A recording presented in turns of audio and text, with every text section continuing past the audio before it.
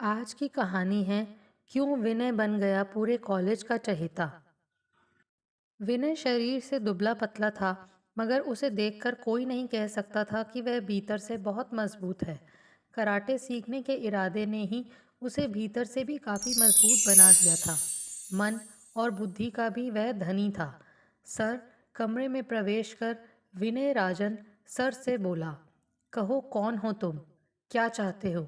राजन sir ने पूछा। प्रश्नों की इस बौछार से जरा भी विचलित हुए बिना विनय बोला, सर मैं कराटे सीखना चाहता हूँ। क्या कहा? कराटे? यह शरीर लेकर तुम कराटे सीखना चाहते हो? राजन सर मजाकिया मूड में हंसकर बोले। हाँ सर। क्या मैं कराटे नहीं सीख सकता? विनय ने पूछा। नहीं, पहले खा पी कर अपने शरीर को मजबूत बनाओ, तब आना। अभी तो एक बच्चा भी तुम्हें गिरा सकता है। कहकर राजन सर अखबार पढ़ने लगे। सर, मैं इतना कमज़ोर भी नहीं हूँ, विनय बोला। कैसे मान लूँ? यह सुनते ही विनय ने अपने एक हाथ की मुट्ठी बांध ली और फिर बोला, सर मेरी इस मुट्ठी को खोलिए। सुनकर राजन सर मुस्कुराए, मगर कुछ ही देर में उनकी मुस्कुराहट गायब हो गई। विनय की मुट्ठी खोलने में उनके पसीने छूटने लगे। तब कुछ ही क्षणों बाद विनय ने खुद ही अपनी मुट्ठी खोल ली। राजन सर के मुंह से केवल इतना ही निकला, वंडरफुल, तुम कल से ट्रेनिंग सेंटर पर आ सकते हो, लेकिन इस ढीली ढाली धोती में नहीं। अच्छा होगा कि तुम पजामा पहनकर आओ। विनय ने झुककर उनके पैर छुए, फिर बाहर निकल आया। राजन सर चकित होकर जाते हुए विनय को देखते रहे। विनय नियमित रूप से राजन सर के यहाँ आने लगा। कॉलेज में किसी को इसकी भनक तक नहीं लगी। अब भी वह उनके लिए एक कार्टून मात्र था, क्योंकि जब वह पहले दिन कॉलेज आया था तो उसका हुलिया कुछ ऐसा ही था। सिर पर छोटे बालों के बीच गांठ लगी एक लंबी सी चुटिया, ढीला ढाला कुर्ता, पैरों में मोटर टायर की देसी चप्पल। सबसे पहले उसका सामना कॉलेज के एक शरारती छात्र राजेंद्र से हुआ।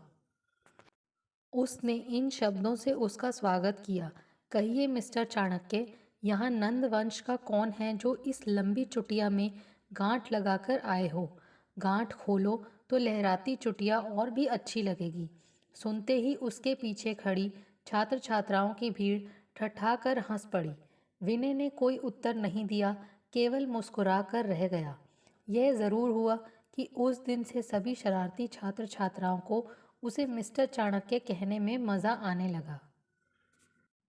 वैसे धीरे धीरे विनय ने खुद को वहाँ के माहौल में ढाल लिया। सिर पर गांठ लगी चुटिया के कारण उसका नया नाम चाणक्य पड़ गया। विनय की क्लास में अधिकतर छात्र छात्राएं बड़े घरों से थे। कैंटीन में उनका नाश्ता मिठाई, समोसे, कॉफ़ी आदि से होता था। उनके कपड़े भी मॉडर्न और सुपर स्टाइल के होते थे। मामूली कपड़ों वाला विनय तो सिर्फ चाय पीकर ही उठ जाता था, इसलिए लड़के लड़कियां उसके पास बैठने में अपनी तौहीन समझते थे। विशेष रूप से वीणा और शीला को तो उससे बात तक करने में शर्म आती थी, मगर विनय इन सब से दूर पता नहीं किस दुनिया में खोया रहता था। राजेंद्र, नरेश, वीणा और शीला की दोस्ती पूरे कॉलेज में मशहूर थी। राजेंद्र और नरेश भी संपन्न घरों से थे। वे कॉलेज की कैंटीन, यहाँ तक कि बाहर भी अक्सर वे साथ साथ घूमते फिरते थे। उस दिन परीक्षा के फॉर्म और फीस जमा हो रही थी। नाम पुकारे जाने पर विनय भी फॉर्म व फीस लेकर पहुंचा। क्लर्क ने पैसे गिनने के बाद विनय से पूछा, यह क्या, 150 रुपये कम क्यों हैं? क्या तुमने नोटिस बोर्ड पर कल बढ़ी हुई फीस के बारे में नहीं पढ़ा? नहीं सर, मेरी माँ की तबीयत ठीक नहीं है, इसलिए मैं जल्दी घर चला गया था। इसी कारण मैं नोटिस बोर्ड नहीं पढ़ पाया। सॉरी सर, विनय बोला। देखो, मैं इतना कर सकता हूँ कि फॉर्म और पैसे तो अभी रख लेता हूँ, लेकिन कल बाकी पैसे जमा कर देना, वरना तुम्हारा फॉर्म रुक जाएगा। क्लर्क ने चेतावनी भरे स्वर में विनय से कहा। वीणा शीला के कान में फुसफुसाई, यार तेरे पर्स में तो पैसे हैं, इसे दे दे तो आज ही इसका फॉर्म जमा हो जाएगा। शीला बोली, क्यों दे दूं? 10-20 रुपए की बात होती तो दे भी देती, 150 रुपये की उधारी यह चाणक्य महाशय चुकता कर भी पाएंगे? वीणा चुप लगा गई। विनय शाम को भारी मन से कॉलेज से बाहर निकला। कल कहाँ से आएंगे 150 रुपये? घर में तो माँ की दवा के लिए ही मुश्किल आन खड़ी होती है। कभी यह भी सोचता कि क्यों कराटे सीखने में उसने इतने पैसे बर्बाद कर दिए। इसी सोच में डूबा विनय यह भी भूल गया कि वह साइकिल पकड़े पैदल ही चल रहा है। तभी एक स्कूटी पर वीणा और शीला उसकी बगल से गुजरी। दोनों स्कूटी पर कॉलेज आया जाया करती थी। विनय ने उन पर कोई ध्यान नहीं दिया, मगर तुरंत ही वह चौंक पड़ा। एक बाइक पर सवार 3 आवारा लड़के अश्लील हरकतें करते हुए वीणा व शीला का पीछा कर रहे थे। किसी अनिष्ट की आशंका से वह साइकिल से उनका पीछा करने लगा। उसने देखा वे दोनों उन आवारा लड़कों से पीछा छुड़ाने के लिए स्कूटी की रफ्तार बढ़ाती जा रही थी, मगर वे भी बाइक की रफ्तार उसी तरह बढ़ा रहे थे। उस रफ्तार में साइकिल से उनका पीछा करना मुश्किल था, फिर भी वह जी जान से उनके पीछे लगा रहा। इत्तेफाक से एक जगह जाम लगा हुआ था, इससे बाइक की रफ्तार कुछ धीमी हो गई। यह देखते ही विनय ने साइकिल और तेज़ कर दी। वह सोच चुका था कि अब उसे क्या करना है। करीब पहुंचते ही उसने साइकिल से बाइक पर एक ज़ोरदार टक्कर मारी। बाइक तुरंत लड़खड़ाकर गिर पड़ी। उसी के साथ वे तीनों भी नीचे ज़मीन पर गिर गए। सॉरी भाई साहब, अचानक मेरी साइकिल का ब्रेक फेल हो गए, विनय बोला। मगर तभी उन्होंने विनय को लड़कियों को हाथ से भाग जाने का इशारा करते हुए देख लिया। वे उसकी चालाकी समझ गए। उन्होंने अपने एक साथी को विनय से निपटने के लिए छोड़ उन लड़कियों को घेर लिया। विनय के लिए अब काम आसान हो गया था।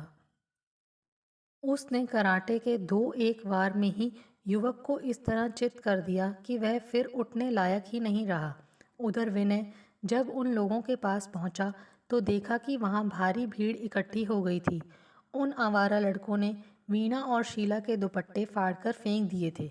वे दोनों चीख रही थीं, मगर भीड़ मूक दर्शक बनी खड़ी थी। गुंडों के भय से कोई आगे आने की हिम्मत नहीं जुटा पा रहा था। कहीं उनके पास हथियार हुए तो। तभी विनय की नज़र भीड़ में खड़े राजेंद्र और नरेश पर पड़ी। इस समय वे भी भीड़ का हिस्सा बने हुए थे, जैसे कि वीणा और शीला को पहचानते ही ना हों। विनय के लिए अब खुद को रोकना मुश्किल हो गया। वह ललकारता हुआ बाइकर्स पर टूट पड़ा। एक मामूली से लड़के के इस साहस से प्रभावित होकर भीड़ में मौजूद लोग भी उन पर टूट पड़े और उनकी अच्छी खासी पिटाई करने के बाद तीनों को पुलिस को सौंप दिया। विनय ने एक नज़र वीणा और शीला पर डाली तो उनकी आंखों में कृतज्ञता के आंसू झलक रहे थे। मगर विनय वहां 1 मिनट के लिए भी नहीं रुका, क्योंकि उसे माँ के लिए दवा भी तो ले जानी थी। अगले दिन ना चाहते हुए भी माँ की दवा के लिए रखे पैसों में से विनय ने 150 रुपया निकाल लिए। विनय ने कॉलेज पहुंचने से पहले ही उसके इस साहसिक कारनामे की सूचना पूरे कॉलेज को लग चुकी थी। मगर सबसे पहले वह फीस के बाकी पैसे लेकर ऑफिस में गया, लेकिन वह चकित रह गया जब क्लर्क ने उसे बताया, नहीं, इन्हें और कल दिए हुए पैसों को भी वापस रख लो। तुम्हारी पूरी फीस किसी और ने जमा कर दी है। मगर सर, किसने? जमा करने वाले ने नाम ना बताने की शर्त पर ऐसा किया है। विनय समझ गया। उसने शीला और वीणा की ओर देखा। उनकी आंखें नीचे झुकी हुई थीं। पहले तो उसने सारे पैसे उन्हें लौटाने की बात सोची, मगर फिर माँ की बीमारी का ख्याल कर फिलहाल उसने चुप रहना ही ठीक समझा।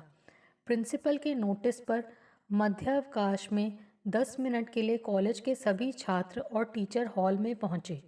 प्रिंसिपल बोले, आप लोग यहाँ बुलाए जाने का उद्देश्य तो समझ ही रहे होंगे। मैं चाहता हूँ कि आप सबके सामने उस छात्र को उपस्थित करूँ जिसने इस कॉलेज का नाम रोशन किया है। आपने व्यंग्य से उसे चाणक्य नाम दिया है। इतिहास में एक ही चाणक्य पैदा हुआ है, मगर विनय ने कल जिस साहस का परिचय दिया वह किसी चाणक्य से कम नहीं है। इतिहास का चाणक्य कूटनीति में पारंगत था और हमारा चाणक्य बेमिसाल साहस का धनी है।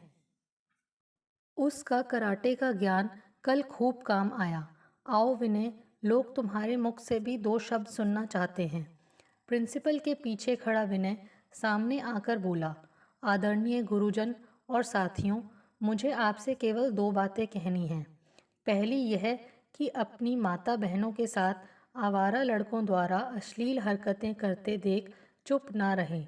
भीड़ के साथ आप भी मूक दर्शक ना बने। आवारा लड़कों में कोई बल नहीं होता। आप उन्हें ललकारते हुए आगे बढ़ें। विश्वास कीजिए, आपकी हिम्मत देख भीड़ भी उन्हें मज़ा चखाने आगे आ जाएगी।